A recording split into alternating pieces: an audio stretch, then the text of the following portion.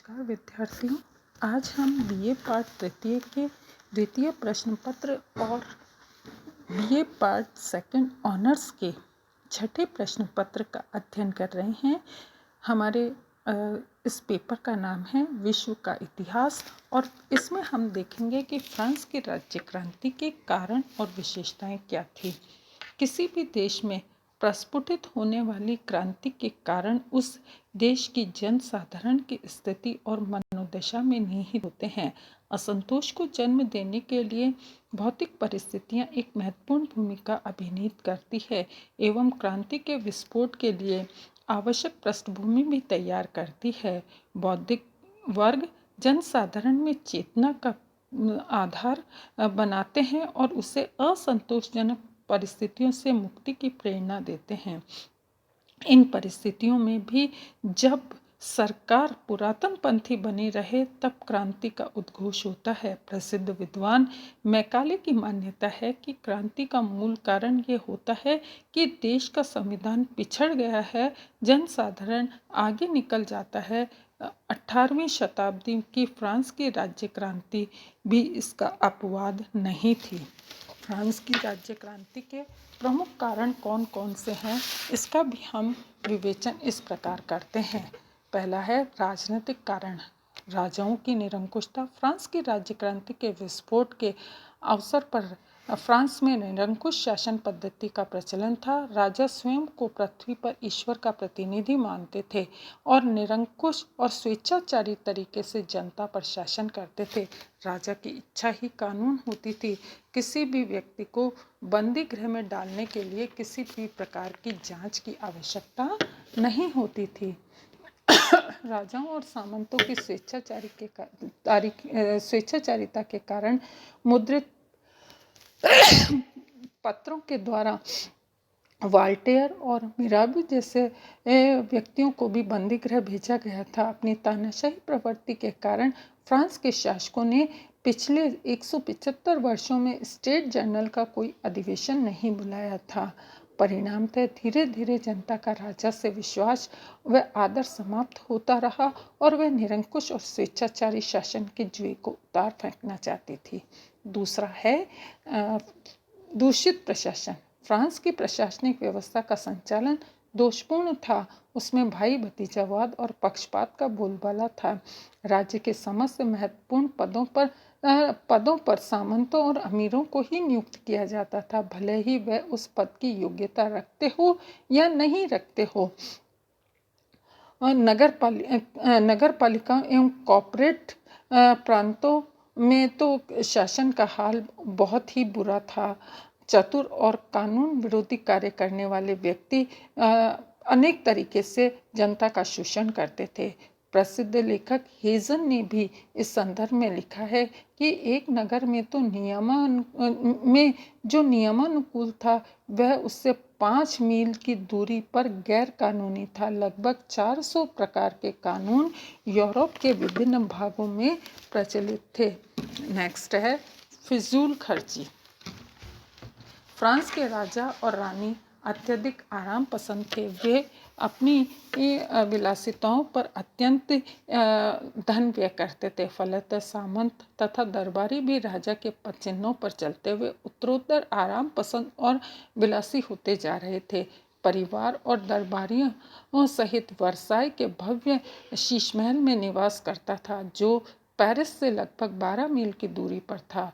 राजा ने अपने परिवार की सेवा के लिए बहुत बड़ी संख्या में सेवक नियुक्त कर रखे थे और शाही अस्तबल में राजा के प्रयोग के लिए 1500 घोड़े हर समय तैयार रहते थे। इस विलासिता पूर्ण भवन के निर्माण और रखरखाव पर करोड़ों फ्रैंक व्यय होते थे। इतिहासकारों की मान्यता है कि राजा और रानी की फिजूल खर्ची के कारण शाही कोष बिल्कुल रिक्त हो चुका था। उन्होंने कभी भी परिस्थितियों के अनुकूल व्यवहार नहीं किया।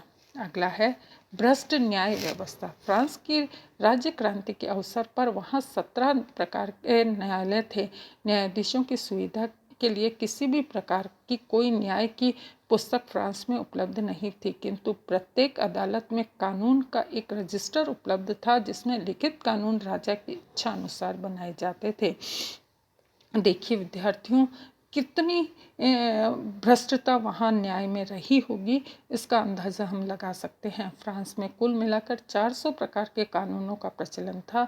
इसमें भी विशाल जो है वो अंतर था।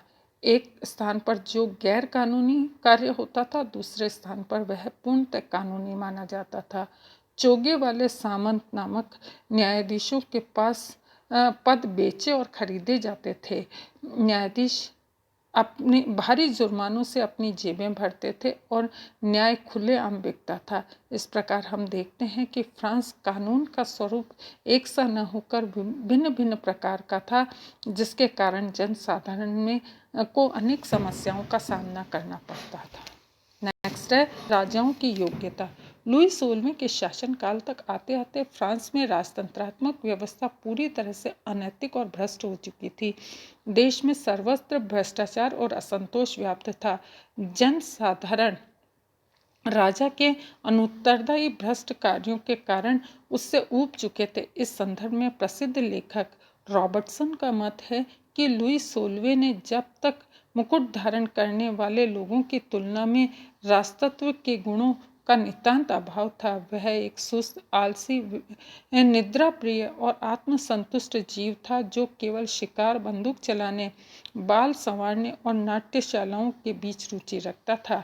फ्रांस के राजा लुई 16वें पर अपनी पत्नी मैरी अंतायेत का भी बहुत बड़ा प्रभाव था, जो स्वयं अत्यंत खर्चीली महिला थी और जिसे अपने देश फ्रांस से कोई लगाव नहीं था। राजा सुंदरता की प्रतिमूर्ति पत्नी के हाथ की कठपुतली मात्र था।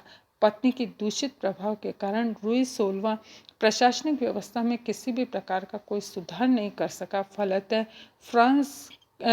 फलतः क्रांति की ज्वाला निरंतर फ्रांसीसी समाज व देश में सुलगती रही।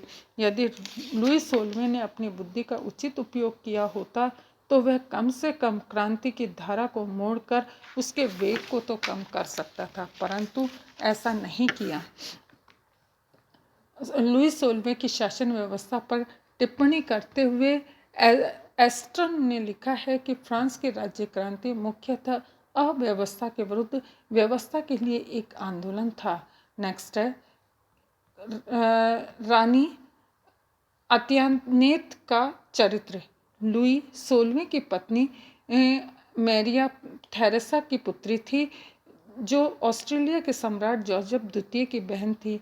मैरी अत्यंत ही अपव्ययी थी। उस समय भी अपने वैभव, शान और विलासिता में कोई कटौती नहीं की, जबकि वह जानती थी कि फ्रांस का आर्थिक ढांचा जर्जर हो चुका है, वह दिवालियापन के कगार पर है।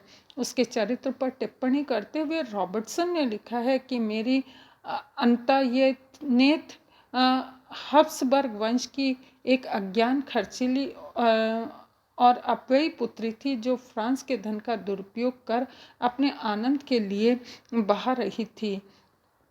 इस प्रकार मैरी के अत्यंत खर्चीला होने के कारण फ्रांस में आम जनता में असंतोष की भावना उत्पन्न हो गई।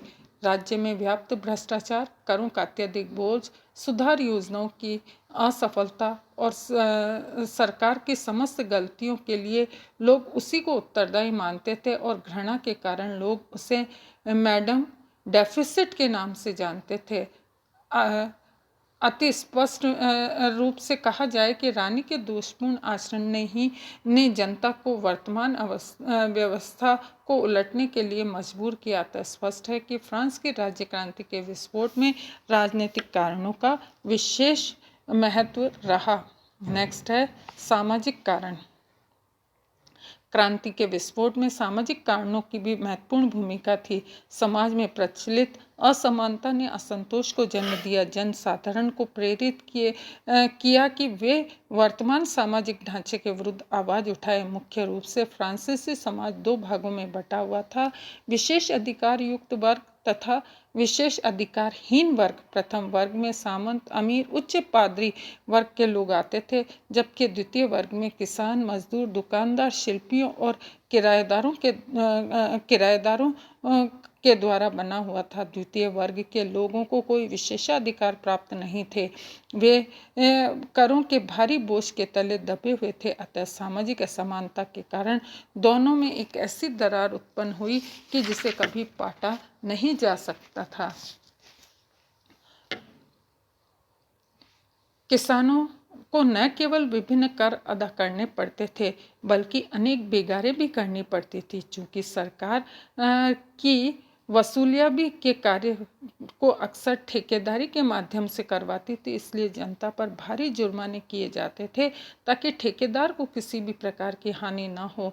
वस्तुतः करों का भार केवल एक वर्ग पर लादा होने के कारण व्यवस्था उत्तरोत्तर पतन की ओर अग्रसित होने लगी। कहा जाता है कि फ्रांस की क्रांति से पूर्व अमीर केवल लड़ते थे, पुजारी केवल पूजा करते थे और जन साधारण उनका खर्च उठाने के लिए कर देती थी। इस प्रकार हम देखते हैं कि विशेषाधिकारहीन वर्ग में जनसाधारण की स्थिति अत्यंत दयनीय थी। वर्तमान शासन पद्धति में कदाचित संतुष्ट न थे और उसमें आमूल चूल परिवर्तन के भी आकांक्षी थे। इति नमस्कार।